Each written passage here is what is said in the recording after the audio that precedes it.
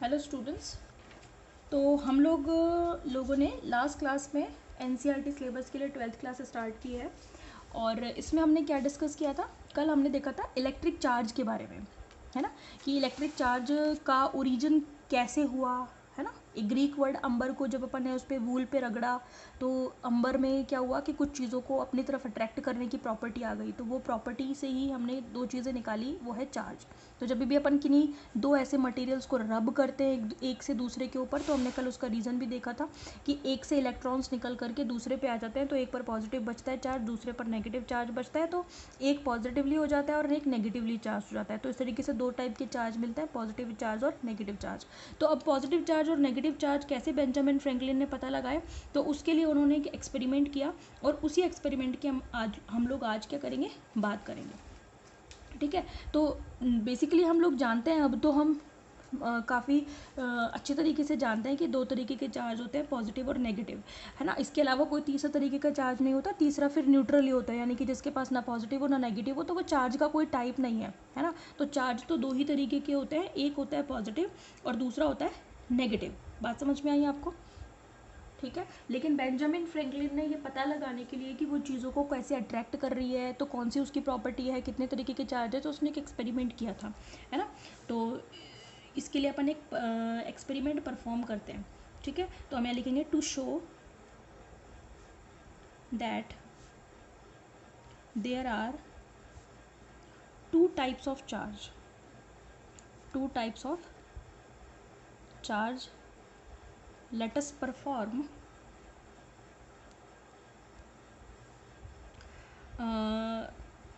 The following experiment. अब वो experiment क्या है ना, आप उसको समझिए, लिख तो आप उसे खुद भी सकते हो अगर आपको समझ में आ गई तो, ठीक है, आप उसको समझिए। अब किया क्या उन्होंने क्या किया, उन्होंने ली एक ग्लास रॉड। पहले हमें क्या क्या चाहिए उसके बारे में बात कर लेती हूँ। ग्लास रॉड मतलब एक कांच की बनी हुई एक रॉड है, वो हमने ले ली।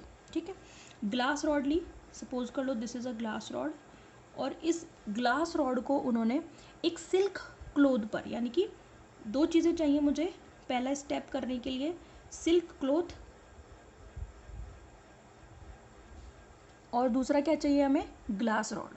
तो एक हमने ले ली ग्लास रॉड और ये सपोज कर लो सिल्क क्लोथ है, ये मेरे पास सिल्क क्लोथ है।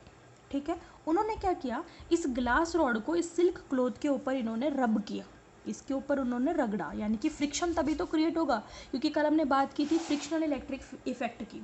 ये कब आएगा, जब आप किन्हीं दो मटेरियल्स को एक दूसरे के ऊपर रगड़ते हो, तो रगड़ने की वजह से क्या होता है, उनमें फ्रिक्शन क्रिएट होता है, फ्रिक्शन की वजह से उनमें इलेक्ट्रिक इफेक्ट क्रिएट होता है, उसी को हमने फ्रिक्शनल इलेक्ट्रिक इफेक्ट नाम दिया था। ठीक है, तो अब देखो उन्होंने ग्लास रॉड ली, एक सिल्क क्लोथ लिया, ग्लास रॉड को उन्होंने क्या किया, सिल्क क्लोथ पर रब किया, और रब करने के बाद इन्होंने क्या किया कि इस ग्लास रॉड को रब करने के बाद इन्होंने एक धागे की सहायता से इस ग्लास रॉड को लटका दिया।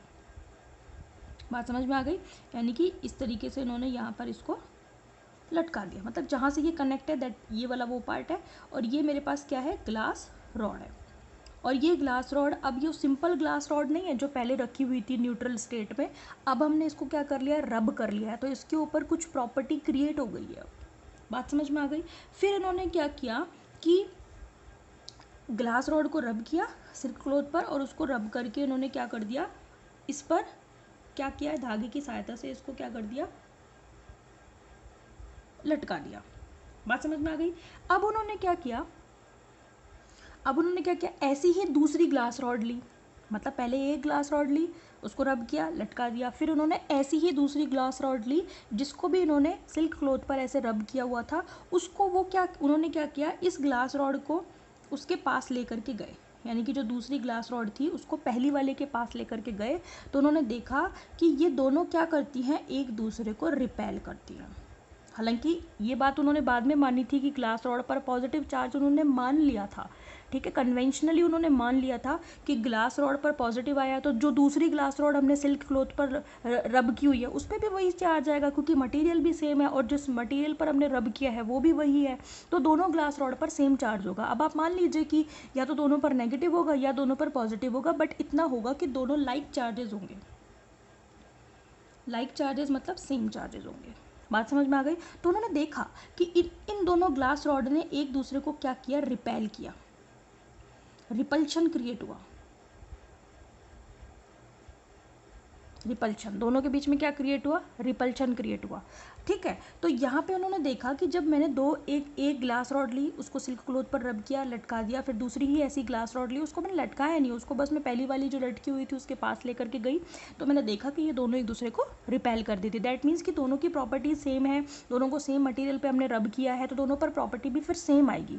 प्रॉपर्टी सेम आएगी, दैट मीन्स अगर उन्होंने कन्वेंशनली मान लिया कि इसके ऊपर पॉजिटिव आ गया, आप चाहे तो नेगेटिव भी मान सकते हैं, लेकिन वो भी क्या करेंगे, एक दूसरे को रिपेल ही करेंगे। फिर उन्होंने क्या किया, अब ग्लास रॉड और सिल्क क्लोथ का तो काम हो गया, अब उन्होंने क्या किया दूसरे उसमें, अब उन्होंने सिल्क ग्लास रॉड और सिल्क क्लोथ के अलावा उन्होंने एक एबोनाइट की रॉड ले ली, एबोनाइट की रॉड, और उस एबोनाइट की रॉड को उन्होंने क्या किया, ये रही आपके एबोनाइट की रॉड, इस एबोनाइट की रॉड को उन्होंने कैट्स फर यानी कि जो बिल्ली की खाल है उसके ऊपर इन्होंने रगड़ा। समझ में आ गई। अब उन्होंने क्या किया, उसको रगड़ के फिर से उन्होंने वही काम किया, एक स्टैंड है और उस स्टैंड के ऊपर धागे की सहायता से उन्होंने इस एबोनाइट रॉड को भी क्या किया, लटका दिया। समझ में आ गई बात, है ना। उन्होंने लटका दिया, एबोनाइट की रॉड है, ये वाली कौन सी थी, ये ग्लास रॉड है, और ये वाली कौन सी है, एबोनाइट रॉड। अब इसी एबोनाइट रॉड के पास वो दूसरी एबोनाइट की रॉड लेकर के गए, जैसे उन्होंने पहले ग्लास के पास दूसरी ग्लास लेकर गए थे।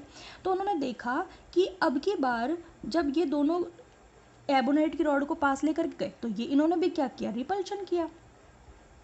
पहले वाले ने भी एक दूसरे को रिपेल किया था और दूसरी वाले ने भी एक दूसरे को रिपेल किया। अब उन्होंने कन्वेंशनली ये मान लिया कि पहले जब मैंने ग्लास रॉड ली थी तो उस पर जो भी चार्ज आया होगा, और अब मैंने जब दूसरी ली है तो उसकी तो प्रॉपर्टी अलग ही आई होगी ना, है ना। तो उन्होंने देखा कि अब क्योंकि ये दोनों ही एबोनाइट रॉड है, ये कौन सी रॉड है, एबोनाइट, और ये भी कौन सी है, एबोनाइट, लेकिन ये एबोनाइट ग्लास रॉड तो नहीं है ना, ग्लास रॉड से तो अलग ही प्रॉपर्टी क्रिएट होगी ना, इसलिए इस पर मैंने पॉजिटिव मान लिया। मैंने क्या मतलब, उन्होंने मान लिया था, और दूसरा क्या है, एबोनाइट रॉड, तो उस पर उन्होंने नेगेटिव मान लिया। और अगर आप चाहें तो इस पर नेगेटिव मान लो, इस पर पॉजिटिव मान लो, लेकिन दोनों ही एक दूसरे को क्या करेंगे, रिपेल करेंगे, क्योंकि दोनों ही यहाँ पे ग्लास रॉड है और दोनों ही यहाँ पर क्या है, एबोनाइट रॉड है। तो उन्होंने देखा कि ये दोनों फिर से क्या करती हैं, एक दूसरे को रिपेल। तो इसका मतलब उन्होंने क्या लगाया, अंदाज़ा कि ये दोनों लाइक चार्ज क्रिएट होते हैं। अब उन्होंने इस एक्सपेरिमेंट को उल्टा किया।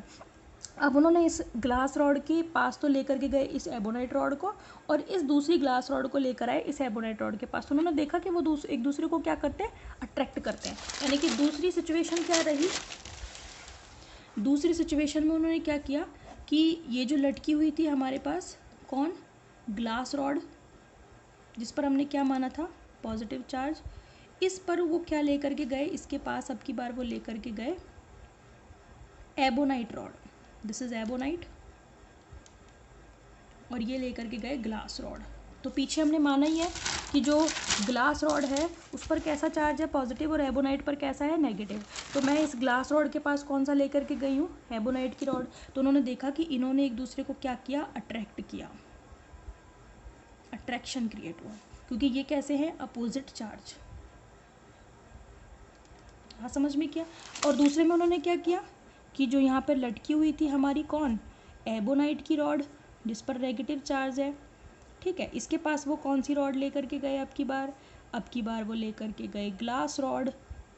तो उन्होंने क्या देखा, ये एबोनाइट है।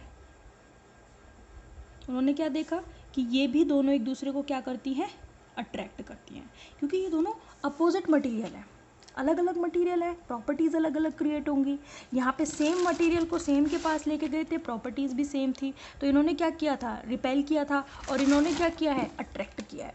तो इस बेसिस पर उन्होंने दो टाइप के चार्ज बताए, एक होगा आपका पॉजिटिव और दूसरा हो गया आपका नेगेटिव चार्ज। समझ में आ गई। लिख लेंगे आप इसको, कैसे लिखेंगे, कैसे लिखेंगे, मैं लिखवा देती हूँ। What is the experiment, experiment ये है आपका, if a glass rod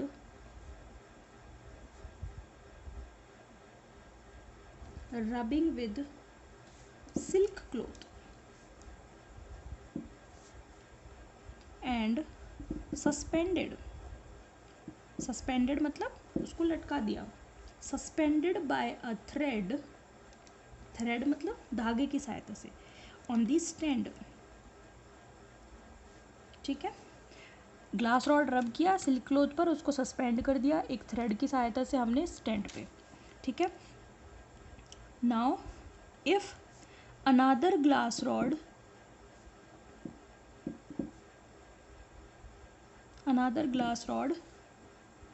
that is also rubbed with silk cloth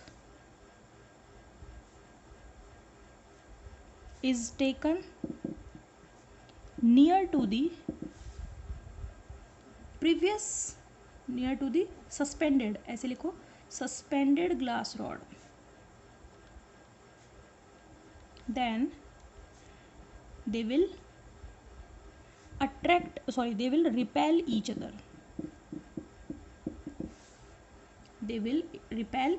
ये कौन सी है? फिगर 1 वाली कंडीशन है।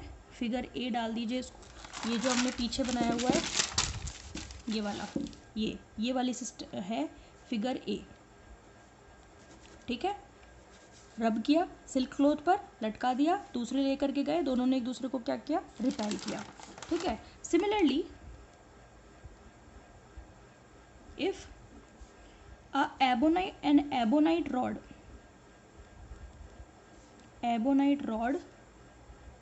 that is rubbed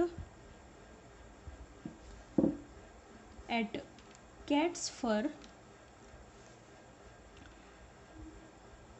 it is also suspended at stand, है ना, and taken near another ebonite rod। अगर आपको राइटिंग में थोड़ा इशू हो तो अब मैं बोल तो रही हूँ, आप उसको लिखते जाना है ना, क्योंकि धीरे धीरे सजा के भी नहीं लिख सकती, क्योंकि फिर उससे फिर वीडियो बड़ी हो जाती है और फिर उस वीडियो का आउटपुट उतना नहीं मिलता जितना उतने टाइम में मिलना चाहिए, ठीक है। तो लिखवाने में मैं कम फोकस करती हूँ, इसलिए समझाने पे ज़्यादा करती हूँ, लेकिन फिर भी लिखवा रही हूँ जैसी भी राइटिंग में, आप उसको मैनेज कर लेना, ठीक है। Taken near another ebonite rod they also repel each other, ये कंडीशन कहाँ है? फिगर बी में, ठीक है, जो हमने पीछे ये दिखाई है, दिस इज फिगर बी, ठीक है। एबोनाइट रॉड है, कैट्स फर पे उसको रब किया और उसको लटका दिया, दूसरी एबोनाइट लेकर के गए तो उन्होंने भी एक दूसरे को क्या किया? रिपेल किया। बात समझ में आई? अब इसको कैसे लिखेंगे? ये तो एक कंडीशन हो गई। Now glass rod is taken near the ebonite, अब हम उल्टा काम कर रहे हैं, ebonite rod and ebonite rod is taken near the glass rod, then both attracts each other। अब इसका क्या कंक्लूजन निकाला बेंजामिन फ्रैंकलिन ने? Therefore we can say that like charges repel each other, यानी कि जो सेम चार्ज होंगे वो एक दूसरे को क्या करेंगे? रिपेल करेंगे। ये वाली बात तो हम अच्छे से जानते हैं। And opposite charge attracts each other,